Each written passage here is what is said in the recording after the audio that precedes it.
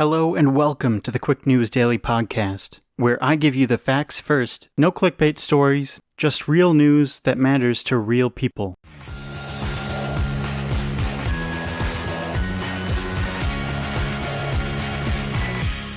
Today is Monday, January 4th. Welcome to a new year of Quick News Daily. I hope you had good New Year's Eve celebrations that were safe and hopeful, I think. If anything, we were just all happy to leave 2020 behind. But as usual, time goes on, and Donald Trump keeps being Donald Trump, and Republicans keep being Republicans. So we do have some unfortunate stories to get to today, including a lot of COVID news that might actually be pretty important to you, and me, and everyone, really. So let's get right into it.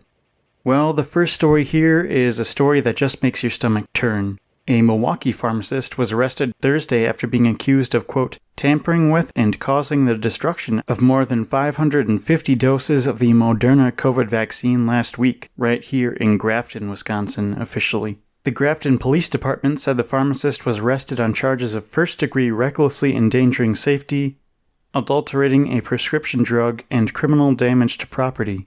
He has also been fired from the Advocate Aurora Health Hospital System. Yeah, you don't say. Officials did not officially release the individual's identity because of, quote, pending formal advisement of charges. However, I guess NPR did some snooping around on its own, and a licensed pharmacist, Stephen Brandenburg, was booked Thursday for the same charges, according to the Ozaukee County Sheriff's Department. Chief Aurora Medical Group Officer Jeff Baer told reporters that the former employee deliberately removed the vials from refrigeration on 2 separate occasions, overnight on Christmas Eve and then again on Christmas, again overnight. Another pharmacy tech discovered them outside the refrigerator on Christmas morning and then immediately notified his supervisors, according to this Jeff Baer. As we've heard so many times before, the Moderna vials must be stored between 36 to 46 degrees Fahrenheit. They're still effective for up to 12 hours if left at room temperature, but beyond that, the drug is just unfortunately useless. As a result of this sabotage, the healthcare workers were forced to throw out about 570 doses of the vaccine. They didn't catch all of it, meaning some people were actually given the medicine that had been left out and was not effective. Grafton police detectives reported about 57 patients received those injections. Barr said those vaccines were rendered potentially less effective or altogether ineffective. The patients have been already notified. Luckily, they're not at any risk of adverse health effects because of this. It's just the effectiveness that gets messed up. The actual dollar value of the spoiled doses is estimated to be about $8,000 to $11,000. But really, these are so rare, and the benefits are so great that this is essentially priceless. The pharmacist who was arrested told investigators that he knew, quote, people who received the vaccinations would think that they had been vaccinated against the virus when in fact they were not, end quote. I'm not really seeing a clear motivation here, so it'll be interesting to hear more details when this pharmacist actually shows up in court. Does he just not trust the science? Does he somehow think that he's sabotaging Joe Biden's presidency? Does he think that COVID is a hoax? Why am I asking you all these questions? Who knows, maybe he's just crazy and finally snapped. No matter what the motivation is, I'll keep you updated as the police try to get to the bottom of this. There's a story in the New York Times about how Britain officially changed its guidelines to allow people to mix and match vaccines for their first and second doses. This is COVID, of course. If this sounds familiar, it should. I covered this the week that the vaccine was approved in the UK, so it's kind of old news to you guys. As a refresher though, what do I mean by mixing and matching? This means that people in the UK can take the Pfizer vaccine for the first dose and the Moderna vaccine for the second, or vice versa, if and only if certain criteria are met. This is to help with some of the issues around the supply of the vaccines. Side note, in articles about the UK vaccines, I thought that the Moderna vaccine was being referred to as the AstraZeneca vaccine, and then I was going to do this whole bit about we have different words for the same, item, like carryout versus takeaway, or mobile versus cell phone. In any case, the restrictions that I mentioned when I first covered this still seem to be a part of the official guidance. The guidance says that every effort should be made to, quote, complete a dosing regimen with the same shot first used, but when, quote, the same vaccine is not available or if the first product received is unknown, it's okay to offer 1 dose of the locally available product for the second time around. They also say that, quote, this option is preferred if the individual is likely to be at an immediate high risk or is considered unlikely to attend again. Their theory is that since both of these vaccines attack the spike protein of COVID, the second shot should work for either. However, this does go against the guidance of our CDC, and many health experts are skeptical to say the least. For example, Dr. Phyllis Tien of UC San Francisco said that, quote, "None of this is being data-driven right now. We're kind of in this wild west." Saad Omer, a vaccine expert at Yale University, said that this new guidance was, quote, "premature." It is true that both vaccines introduce the same protein, which is also somehow called spike, into your body. This protein isn't infectious, but it does teach your immune cells to recognize the coronavirus, so it can fight it off when you actually get infected for real. However, there are differences between them. The Pfizer vaccine uses messenger RNA, which is usually just called mRNA, which the article says is then packaged into greasy bubbles. Just a warning, kiddos. If you ever come across anything else in your life that is described as having greasy bubbles, start walking quickly in the other direction from it. What a disgusting description. They really couldn't do any better. But in this case, it is okay. We need this grease, which is actually just made of fatty nanoparticles, because if we tried to shoot the mRNA into our body directly, natural enzymes in our body would just destroy the mRNA molecule and then it's no good. This is actually the reason that the Pfizer vaccine has to be stored at a much colder temperature. The mRNA is just fragile in general, so it would break apart if it were to be stored at room temperature. The AstraZeneca vaccine, on the other hand, uses DNA, which is mRNA's cousin. The researchers added the gene for COVID spike protein to another virus, the adenovirus, which is actually a common virus that we already know of. In this case, the researchers used a modified version of an adenovirus that was found in chimpanzees. And time out here, doesn't that seem kind of dangerous because isn't that how we got here in the first place? A virus that jumps species? This is probably different, I'm not a scientist. Once this gene was added to the existing virus, it allowed the vaccine version of the virus to enter our cells but not to replicate. So our cells essentially absorb the virus. Eventually, the nucleus of the cell reads the virus and remembers it so that it can quickly shut down the virus next time.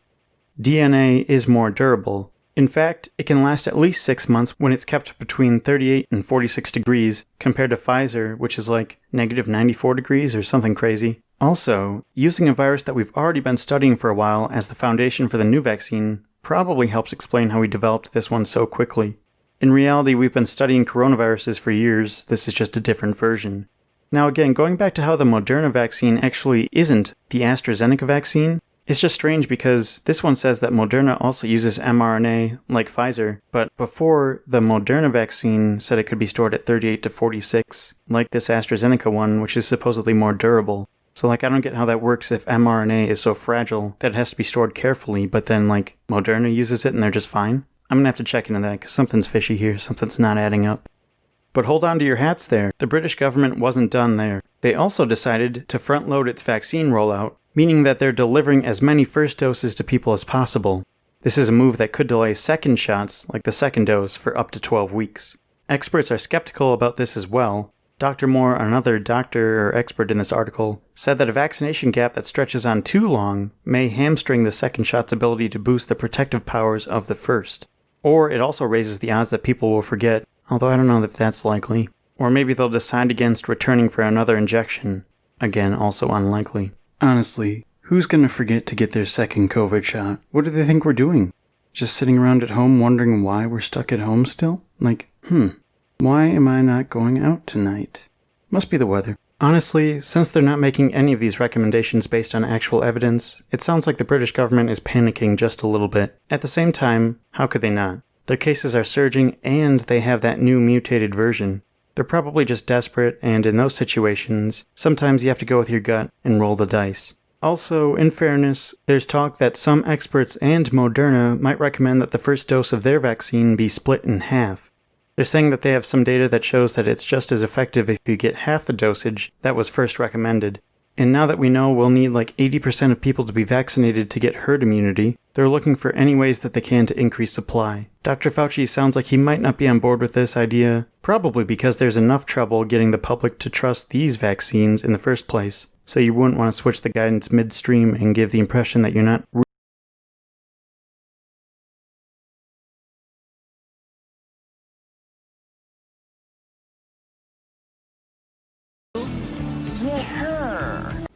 Loser. What do you call a day in the United States when the president is caught on tape committing election fraud? Sunday. You call it Sunday. Trump has been committing fraud for months now, so the only truly shocking thing is that the tape that was released yesterday has been the only tape so far. That was probably the best point I saw made yesterday. Does anybody really think that this is the first time that Trump has committed a crime while he's been president? Let me just back up a bit in case you haven't heard. Somebody gave the Washington Post some audio that they recorded of a phone call between Trump and Georgia's Secretary of State, Brad Raffensperger. In the audio, Trump clearly tries to get Raffensperger and the general counsel for the Secretary of State, so basically the guy who advises Raffensperger on the law, to help him overturn the election. I'm not really sure why Trump is focused so much on Georgia, because it won't make a difference as to whether he has enough votes in the Electoral College to win. He doesn't. So maybe it's so other states see that someone overturned the results, so they should overturn theirs, and then it starts into a whole big chain reaction sort of thing. In any case, let's hear the audio for itself. Here's Trump going back and forth with Raffensperger, as well as Ryan Germany, his general counsel. The people of Georgia are angry. The people of the country are angry. And there's nothing wrong with saying that, that you've recalculated. Well, Mr. President, the challenge that you have is the data you have is wrong. Now, do you think it's possible that they shredded ballots in Fulton County? Because that's what the rumor is. And also that Dominion took out machines. That Dominion is really moving fast to get rid of their machinery. Do you know anything about that? Because that's illegal. This is Ryan Germany. No, Dominion has not moved any machinery out of Fulton County. We're having. But have they moved? Have they moved the inner parts of the machines and replaced them with other parts?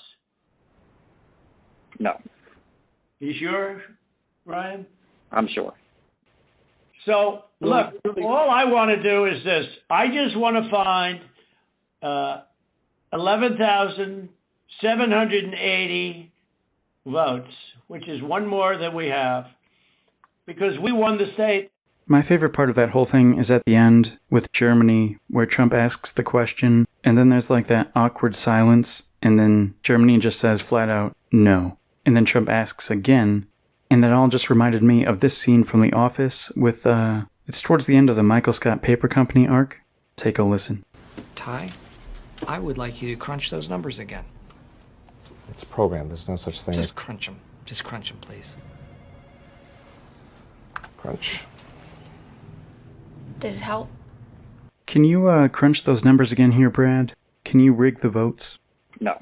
Just because we expect it, or we've thought about it all along, doesn't mean it's not still notable that the actual President of the United States is trying to flat out ignore the will of the people. Frankly, we're really lucky that Brad Raffensperger is the Secretary of State in Georgia instead of, Ron Johnson? Ted Cruz? Josh Hawley? Do any of us really think that any of them would have acted as ethically as Raffensperger has? I legitimately think that that's the scariest part of this entire election. 75 million people said that they wanted 4 more years of this nonsense. They're so delusional that they think things are going well. This is a bit odd for a news show, but I tweeted that our primary job over these next 4 years, as Americans as a whole, is to make sure that President-elect Josh Hawley does not have his hand on the Bible at noon on January 20th, 2025. And in fact, I think I'll extend that to any Republican, because they've shown that they absolutely cannot handle power. They are not worthy of it. They fit this old saying exactly to a T. Absolute power corrupts absolutely. I'm not sure what Joe Biden and Democrats can do about this issue in these next 4 years if they don't win the Senate, and now they have a smaller majority in the House. But something needs to be done. At this point, I really don't think it's that much of an exaggeration to say that the next election where we elect a Republican to be president could absolutely be our last free election. Now, I don't want to go scaring you unnecessarily or, actually exaggerate, but if we're being real here, no other Democrat besides Joe Biden would have been elected.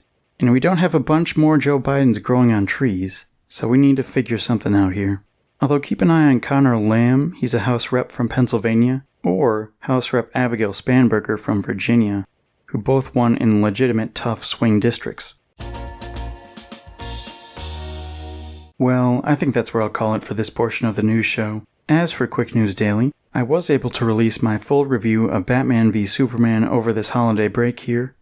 Part 1 released Thursday, Part 2 released Friday, and then yesterday I posted the full review with both parts combined, sort of like the weekly recap episode I usually do, and I linked all of those shows, all of those episodes in the description of this episode. this episode here. Also, it's time to thank our contributors for the first time in 2021, so special thanks go to our producer Kathy and our executive producer Gwen.